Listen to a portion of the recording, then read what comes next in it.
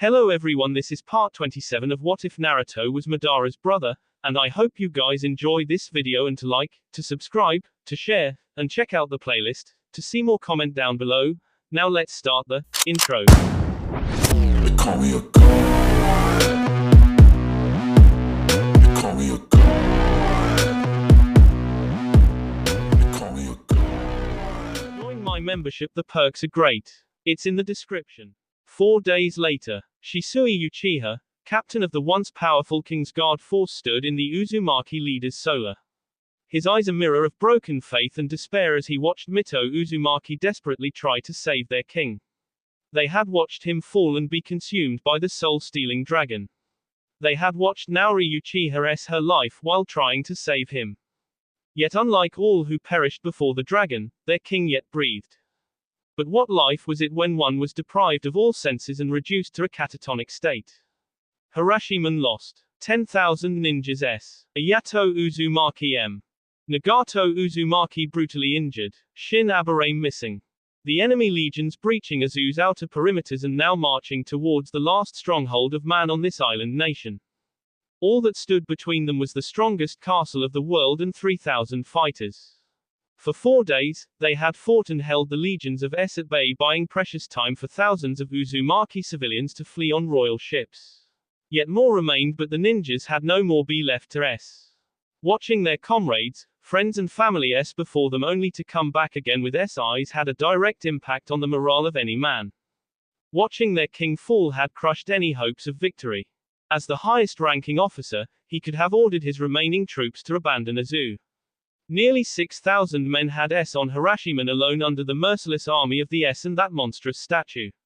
Another 4,000 fighters had to lay down their lives in a fighting retreat from Harashiman to the final defense of Azu's outer perimeters. Despite the chaos and death, he had managed to retrieve Naori's body and gave her a quick funeral. It was not worthy of someone like her to be given such a short and hasty final parting, but it was all Shisui could do to make sure she didn't rise as one of them. Her ashes now contained in a jar placed near the king's bed. Every man able to fight is being mustered to fight. Atama Senju's voice did little to bring Shisui out of his despair. He had failed in his duty to protect his king, his people, and that burden was heavy for him to bear. How much longer before the last civilians are evacuated? Asked Itachi bitterly. Another few hours, answered Atama sadly. We don't have enough men to hold them off for so long. Spat Takeshi furiously. As the King's Guard members argued among themselves, Atama saw the despair in Shisui's eyes as he stared at Naruto's wounded form sleeping in the bed. He laid a comforting hand on the Uchiha's shoulder. Who am I, Senju? Asked Shisui miserably. Our captain. The one who kept us together when all was lost, the one who chose not to abandon the Uzumaki, and the one who has not deserted us, answered Atama proudly. Never could he have dreamed of a day when he would say such words to any Uchiha. But Shisui had held them together and showed leadership when they wanted it most. Do you trust me? Questioned Shisui doubtfully, as he remembered the thousands who s following his orders. It was Itachi, Kagami and Takeshi who stepped around their friend to death. Shisui took some comfort from their faith and loyalty, knowing they would prove their words if needed. His eyes shifted towards the sky full of darkness and the distant presence of the enemy marching towards them. Where were the dragons? Where were those roars? The era of ninjas was coming to an end. Young boys and old men not worthy of battle could be seen arming themselves, their fear and despair along with grim determination felt by all. 2 swords were presented before him, the names as famous and ancient as the Uchiha themselves. Dawn and Fury. He caught Mito's gaze as his comrades fastened his armor across his body. Taking the 2 holy swords in his hands, Shisui and the young boys around him exchanged one final glance with the Uzumaki matriarch. No words were said. Mito watched the boys march away to what was most certainly the death. The last of the defenders gathered around the formidable castle walls of Azu. They were a strange group with ninjas, civilians, merchants, old men and young boys all standing together in this final hour, knowing their end was inevitable. Fear and despair gripped their hearts fiercely, yet the desire to save their families so that they may get a chance to survive this doom kept them standing even in the face of such calamity. Shisui stared at the lot. 3,000 against death itself. They were all staring at him, hoping that perhaps he could give them something to cling to.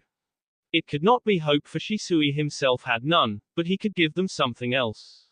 He could give them Uchiha, Senju, Uzumaki, Sarutobi, Inuzuka, Aburame, and even Yamanaka.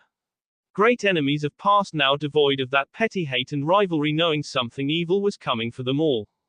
We cannot stop them forever, said Hiruzen Sarutobi, a young boy of 9 and son of Sasuke Sarutobi. It was a miracle he survived so long, but the little monkey was strong.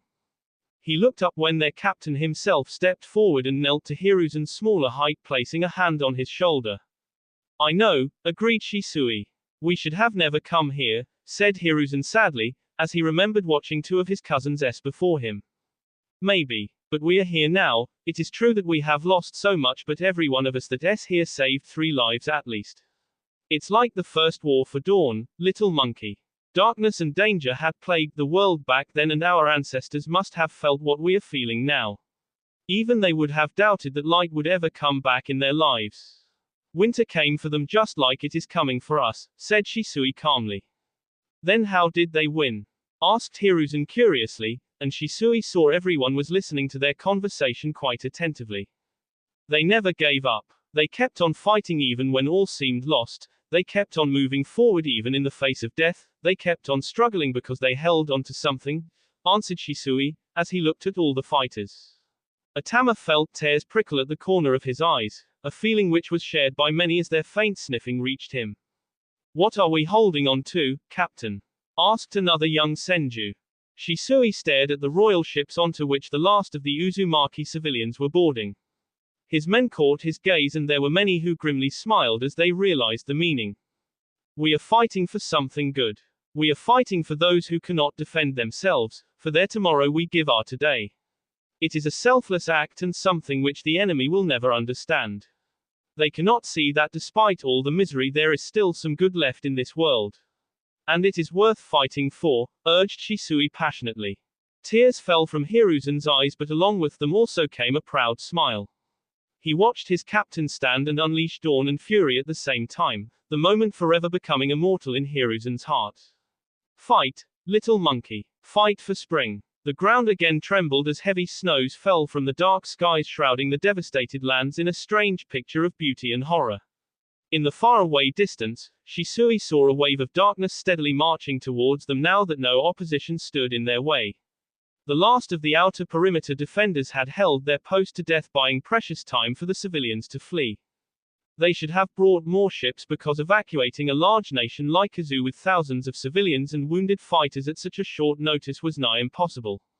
Shisui had insisted for their wounded king to be on the first ships to leave, but Mito had warned him of Naruto's fragile state and advised against it. But now there was no chance, and the king had to be evacuated regardless of his medical state.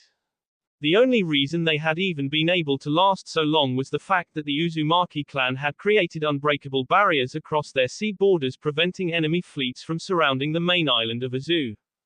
Centuries-old and strong barriers made through B were impossible to break even for an army of death, and the enemy's strongest trump card, that cursed statue, could not be launched between the sea.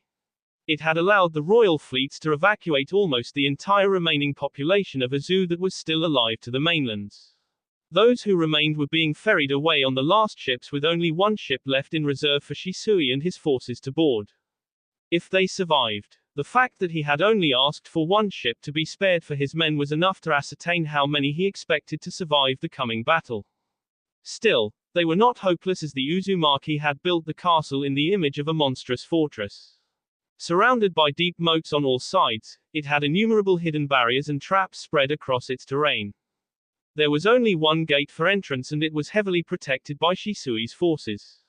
The keep where Naruto was being treated by Mito was nearly 7 floors high, and on every lower level there were battle stations from where archers and trained ninjas could rain hell upon any invaders.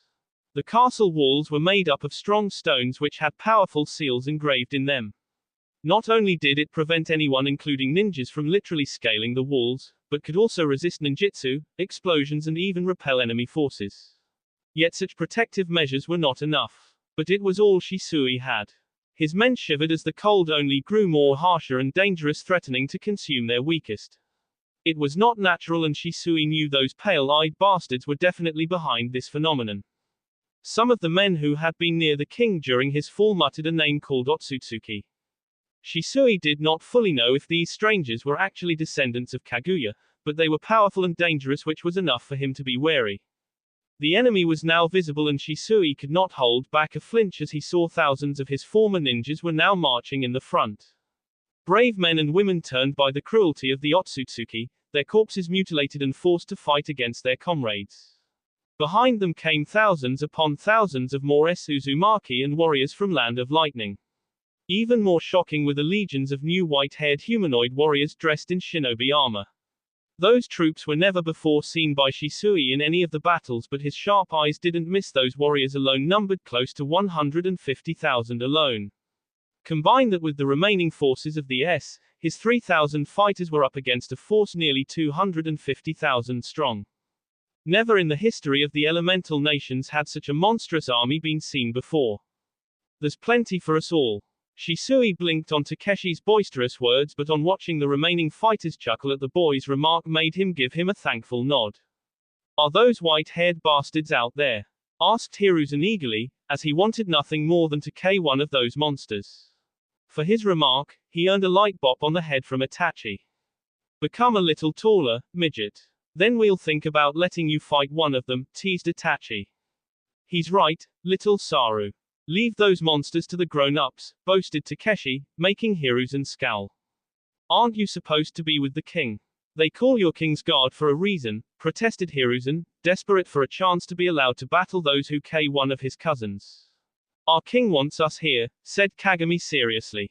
They were all silenced by the deafening roars of the enemy army as they approached closer.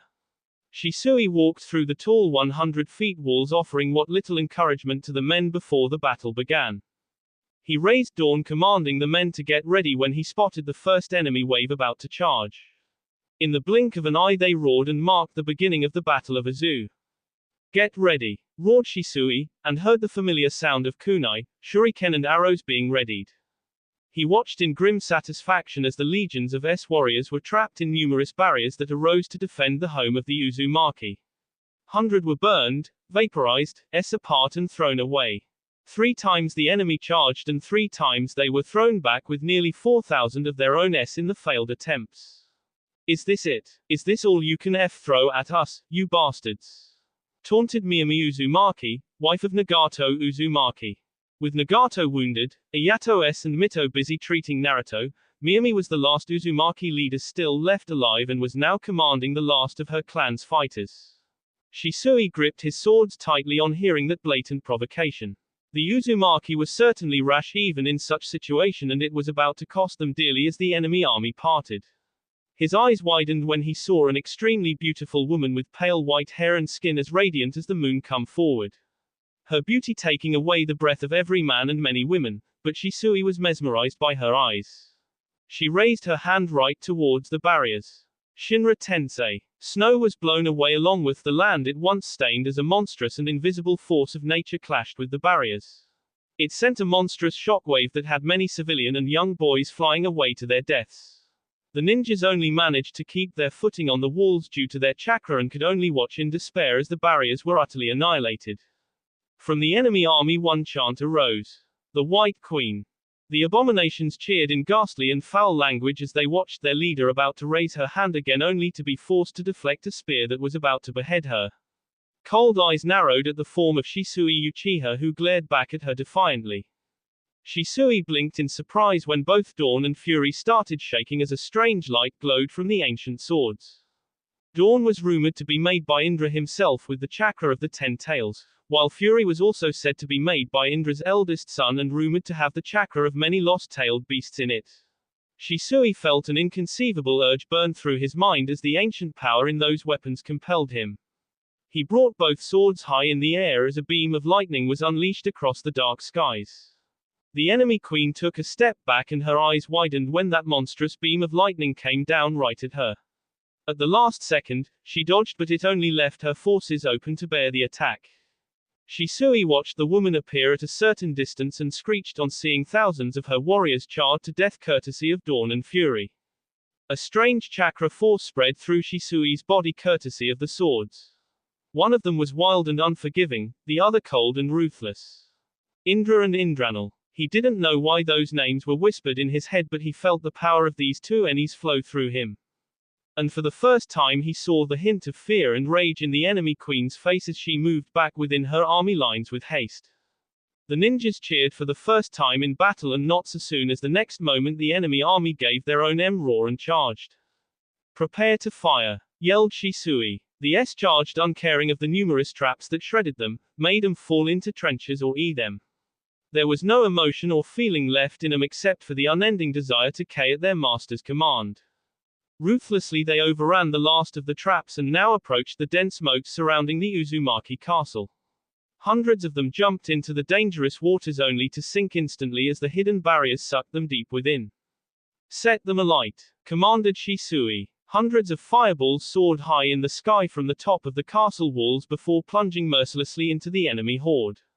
The screams of hundreds of S could be heard across the entire island as they were burned alive. Shisui instantly turned towards the upper-level battle stations where some of his best marksmen were waiting. Namikaze. Fire. The highly trained marksman unleashed dozens of volleys of kunai laced with explosives, shredding rows upon rows of enemy forces. "Volley!" yelled Miyami Uzumaki defiantly. The last of the Uzumaki civilian archers raised their weapons and darkened the skies once again before deafening the lands once again through explosions as the arrows went off K1,000 enemy soldiers. Shisui cringed when the enemy had enough and launched their own attack. While most of the projectiles could not scale the high walls, a few launched by the strongest S-warriors scaled the heights. His heart broke when he watched a young girl of 9 get hit by a kunai. The bow in her hand fell as she crashed brutally down the walls. She was not alone in meeting her end, as a dozen men and women joined her in death by falling to their doom on either side of the walls. Steeling himself, Shisui continued commanding his forces and kept on ordering volley after volley of arrows and ninja weapons, shredding as many enemy as he could.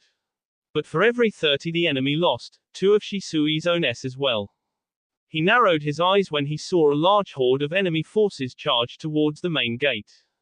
"Miyami, the gates," he warned, making the Uzumaki woman realize the threat. "Barrier teams. Brace," warned Miyami. Majority of the Uzumaki ninjas were S thanks to the months of fighting and the series of recent defeats. What few were left were now tasked with maintaining the seals and barriers, preventing the enemy from breaching the gates. "Itachi, 100 already," boasted Takeshi, as he continued launching multiple attacks of shurikenjutsu. 254, answered Itachi calmly, as he shredded another dozen with his kunai. Muttered Takeshi glumly, making Shisui chuckle. "Shisui." The captain was alerted by Kagami's warning and his eyes widened as dozens of pillars rose from the earth. It was a clear manipulation of earth style, and every one of them nearly carried 24 enemy warriors on it as they soared higher towards Shisui's fighters. From the corner of his eye, the Uchiha saw some of the pale-eyed bastards standing in the rear ranks with their hands on the ground. "Melee," ordered Shisui. To his surprise, his childhood friends were the first to react as they all jumped across the wall to land perfectly on the rising earthen pillars. Not even the enemy expected such a move, but Takeshi's B was up and he roared savagely with his sword, making quick work of enemies around him. Itachi and Kagami were much less vocal in their own battle but were equally ruthless. It brought a thin smile on Shisui's lips despite the fact that he saw nearly a dozen more earthen pillars holding hundreds of enemies rise from the ground to breach his high walls. Bringing his chakra glowing swords forward, he unleashed devastating lightning beams from Dawn and Fury. Each and every one of the earthen pillars was shattered as they were not able to stand the ancient power, sending hundreds of enemies crushing to their deaths again. Even so, the enemy tried their tactic again and again, but the King's Guard held the line. For the first time, hope was about to surge through the defenders until a familiar roar was heard across the battlefield. Shisui gave out his fiercest battlecry and brought both his swords forward to launch a devastating beam of lightning just in time as the cursed humanoid statue launched its own similar attack.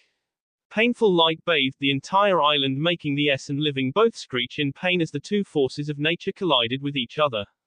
Shisui coughed as he felt a large chunk of his chakra being consumed by the two holy swords at a rapid pace, but it didn't matter as he saw the enemy attack was neutralized. If possible, the statue became terribly angry. It charged forward with a thunderous roar, uncaring of the fact that it crushed hundreds of its own forces. Many defenders abandoned their posts and fled as they saw the monstrosity headed right for their walls. Every attack they launched never made a scratch and only seemed to make the beast more angrier as it increased its pace. Atama Senju gasped in horror as he saw Shisui charge with his two ancient Uchiha swords. The captain of the King's Guard army jumped off the high walls to land on one of the elevated earthen pillars. Fearlessly, he hopped across different earthen pillars to charge straight towards the approaching humanoid monster. Three shadows flanked his sides and he quickly tossed one of his holy swords to one of his friends. Together, the four King's Guard charged fearlessly towards the roaring humanoid monster. Shisui raised Dawn, Itachi raised Fury, Takeshi unleashed a series of explosives and Kagami shrouded himself in the chakra flames of the sixth gate. Sons of Indra, charge! Shisui's ferocious roar resonated across the entire battlefield as the four King's Guard clashed against the humanoid statue. A blinding light exploded on the darkened island followed by an inhuman screech.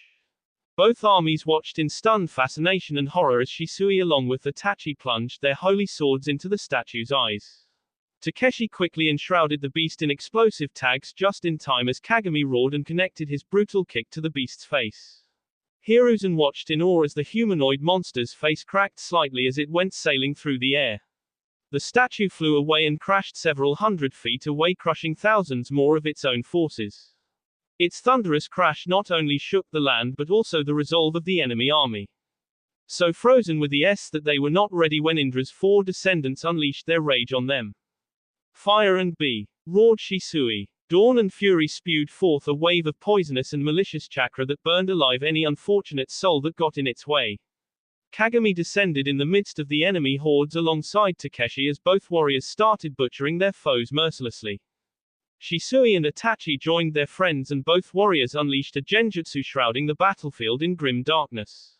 The S screamed as they were killed by the hundreds. For the first time, panic and confusion spread across the enemy force, which only exploded tenfold when the crashed humanoid statue's face developed several more cracks before it vanished in a puff of smoke.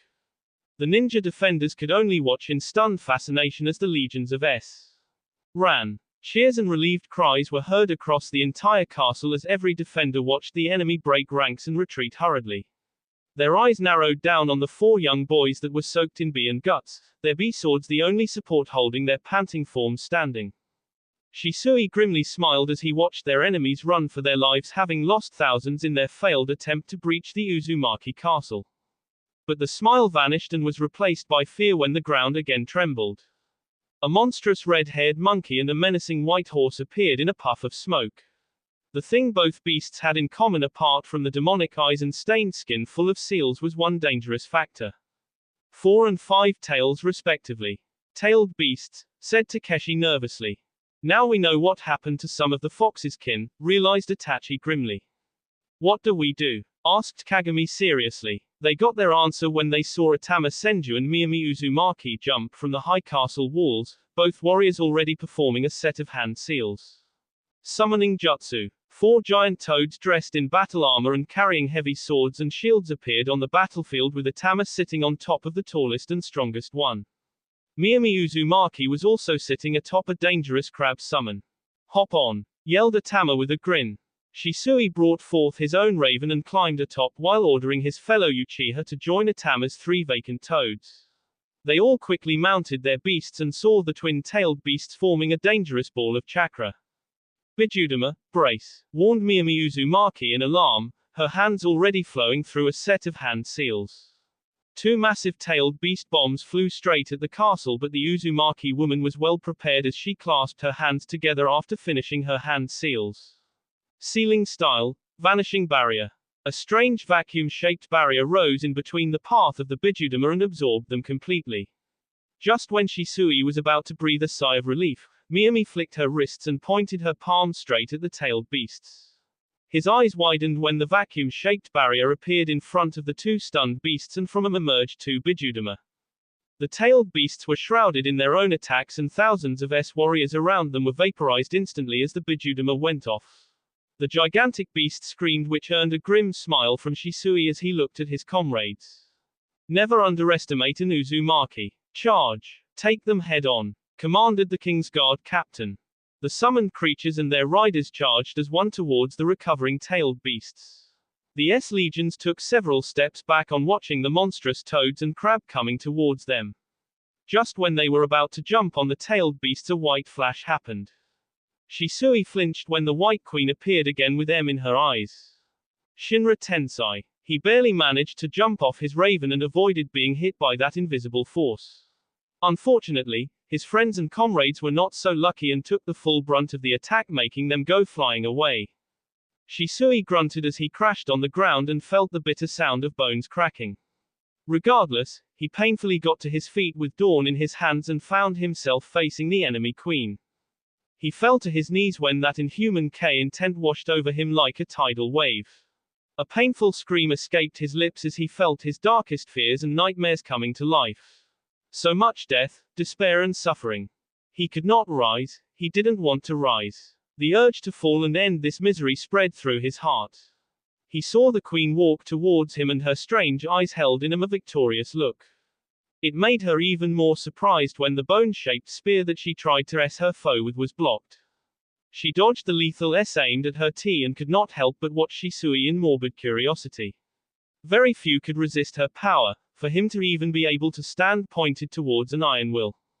"Why are you my people?" demanded Shisui, even as he fought a duel against the strange but beautiful woman.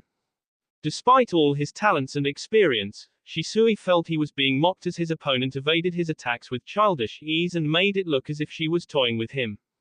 "Humanity is not my enemy.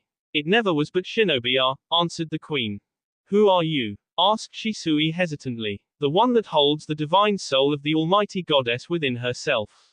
I am her vessel and through me she shall rule once more."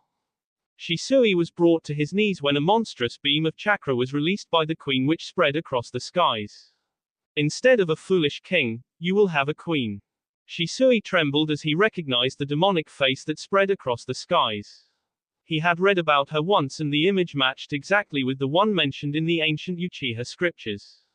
Dark and beautiful, stronger than any being on this earth.